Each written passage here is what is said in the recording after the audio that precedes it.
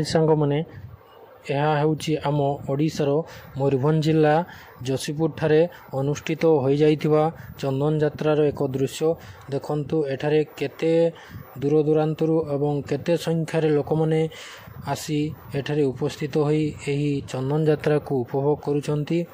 देख जदि आपण आम चैनल रे नुआ अछंती तेबे आम चैनल टी को सब्सक्राइब करंतु, लाइक करंतु, शेयर करंतु एवं आगो को नुआ नुआ सब वीडियो देखिबार सुजोग पांतु।